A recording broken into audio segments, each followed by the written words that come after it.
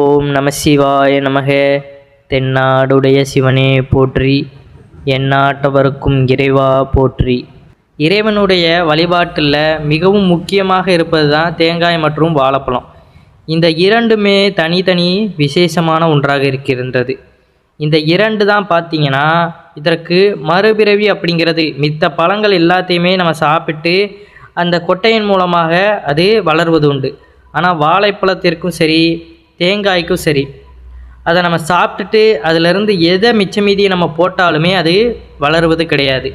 வாழைக்காய்க்கு வாழைக்கன்று வைக்கணும், அதே போல் பார்த்திங்கன்னா தேங்காய்க்கு முழு தேங்காயை நம்ம வைத்தால் மட்டும்தான் வளரும். மாம்பழம் போன்ற பழங்களுக்கெல்லாம் பார்த்திங்கன்னா அதனுடைய விதைகளை வைத்தாலே வளரும். அப்போ இறைவனுக்கு எதனால் இந்த பழங்கள், இந்த வாழைப்பழமும் தேங்காயும் சிறப்பாக இருக்குதுன்னா, இதற்கு மறுபிறவி கிடையாது, இதற்கு எந்த ஒரு எச்சிலும் கிடையாது. எச்சில் படாத ஒன்றாக இந்த இரண்டுமே இருப்பதனால தான் இறைவனுக்கு நாம் படைக்கிறோம் அப்படிங்கிறது புராணங்களில் குறிப்பிடப்பட்ட ஒன்றாக இருக்கின்றது. அப்படி நாம் வழிபாட்டுக்கு இந்த பயன்படுத்துகின்ற தேங்காய் சில நேரங்களில் நம்ம உடைக்கும் பொழுது அது அழுகியிருக்கும், இல்லை அது உடைகின்ற அந்த பலன்கள் நமக்கு தெரிந்திருக்கும். நம்மளுடைய அதாவது நாம் நினைத்த காரியம் நினைத்தபடி நடக்க வேண்டும் என்பதற்காக நம்ம தேங்காயை உடைத்து வழிபட்டு வருகிறோம். இந்த தேங்காய் உடைக்கும் பொழுது அது உடையும் விதம் மற்றும் அது உடையும் தன்மையை பொறுத்து சகுன பலன்கள் கூட கூறுவது உண்டு. விநாயகருக்கு சிதறு தேங்காய் உடைக்கும் பொழுது பொதுவாக சகுன பலன்கள் பார்க்க வேண்டியது இல்லை. ஆனால் தேங்காய் உடைத்து வழிபடும் பொழுது சகுனம் எப்படி இருக்கணும் என்பதை ஆன்மீகம் கூறுகிறது.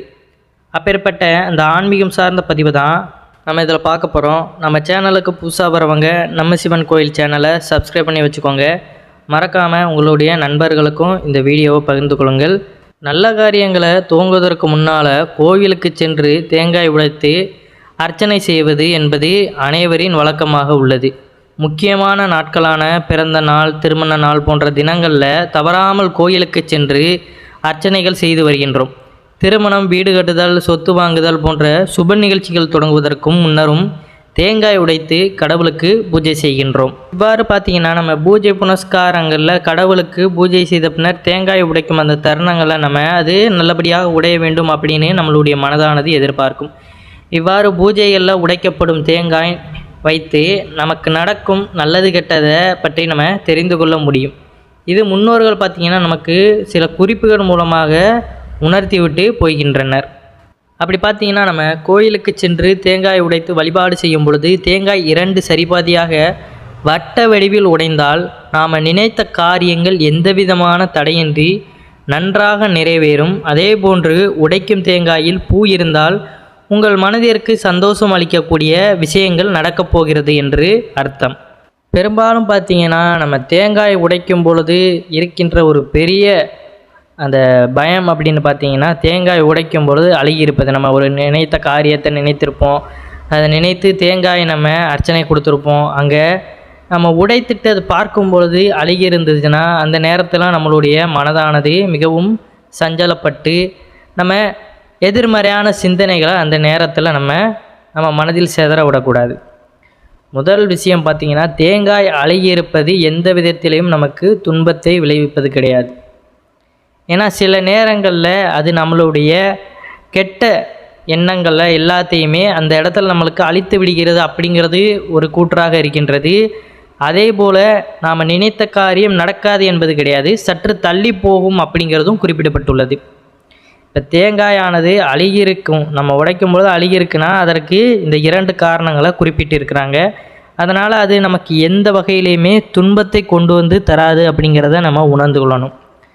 பெரும்பாலும் எல்லாருக்குமே இந்த பயம் அப்படிங்கிறது இருக்கத்தான் செய்யுது, தேங்காய் அழுகி இருக்குது அப்படிங்கிறதுனால. அதனால் இனிமேல் அதை நினைத்து நம்ம கவலைப்பட தேவை கிடையாது. நமக்கு ஏற்பட்ட துன்பங்கள் அந்த தேங்காயில் அதோடு போயிடுச்சு அப்படிங்கிறத நினைத்து கொள்ளுங்கள். இல்லைனா நீங்கள் நினைத்த காரியம் சற்று தாமதமாக நடக்கும், அதற்கான நேரம் அப்படிங்கிறது இறைவன் நமக்கு இந்த நேரத்தில் கொடுக்கலை அப்படிங்கிறத இது உணர்த்துது அப்படிங்கிறத புரிந்து கொள்ளுங்கள். அதனால் இதை நினைத்து எதிர்மறையான சிந்தனைகள் அப்படி நடக்குமா இப்படி நடக்குமா அப்படின்னு தேவையில்லாத துன்பங்களை நாம் நினைக்கும் பொழுது நாம் தான் அதை போட்டுக்கொள்கிறோமே தவிர அது நமக்கு எதையுமே ஏற்படுத்தாது. நல்லதை நினைக்கும் பொழுது நமக்கு எல்லாமே நன்மையாகத்தான் நடக்கும். ஒவ்வொரு சகுனங்களும் அறிகுறிகளும் பார்த்திங்கன்னா எந்தெந்த விதத்தில் நமக்கு துன்பத்தை இழைக்கும் அப்படிங்கிறது நாம் நினைப்பில் தான் இருக்குது. நல்லதே நம்ம நினைத்து கொண்டு நல்லதே நம்ம செய்யும் பொழுது எந்த ஒரு சகுனமும் சரி கெட்ட சகுனங்களும் நம்மளை அண்டாது அப்படிங்கிறதான் நிதர்சனமான உண்மை. இறைவன் தான் எல்லாத்துக்கும் பெரிய சக்தியாக இருக்கின்றார்.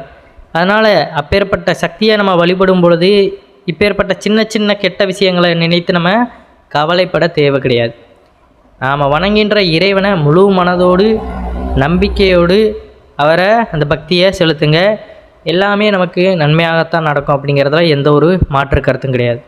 இதெல்லாம் சின்ன சின்ன விஷயம் அப்படிங்கிறத நம்ம தெரிந்து கொள்வது ஒரு சிறப்பான விஷயமாக இருக்கும்.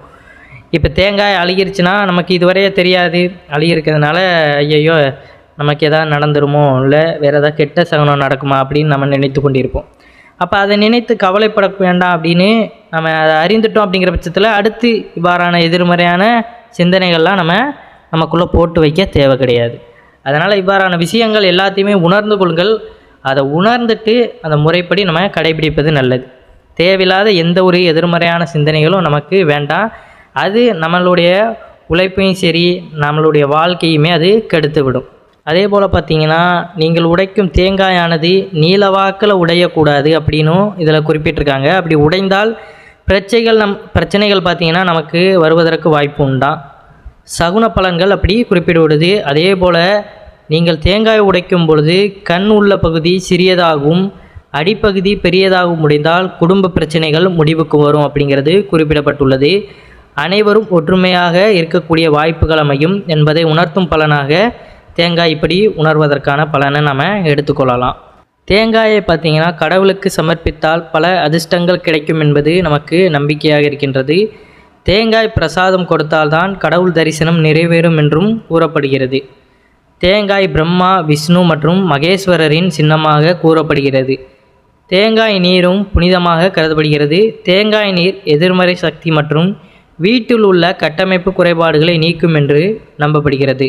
அதனால தான் பார்த்திங்கன்னா வீடு கட்டுவதற்கான அடித்தளத்தில் போது தேங்காய் உடைத்து அதனை தொடங்குகின்றனர். புதிதாக எதுவாக இருந்தாலும் தொழில் தொடங்கும் போது தேங்காய் உடைத்து இறைவனை நினைத்து நம்ம ஆரம்பிப்பது இந்து மதத்தில் உள்ள ஒரு மரபாகவே உள்ளது.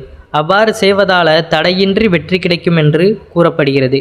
இந்து புராணங்களின்படி பார்த்திங்கன்னா விஷ்ணு பூமிக்கு வந்தபோது மனிதர்களின் வசதிக்காக லட்சுமி தேவி தென்னை மரம் மற்றும் காமதேனுவை அழைத்து வந்தார் என்று புராணங்களில் குறிப்பிடப்பட்ட ஒன்றாக இருக்கின்றது.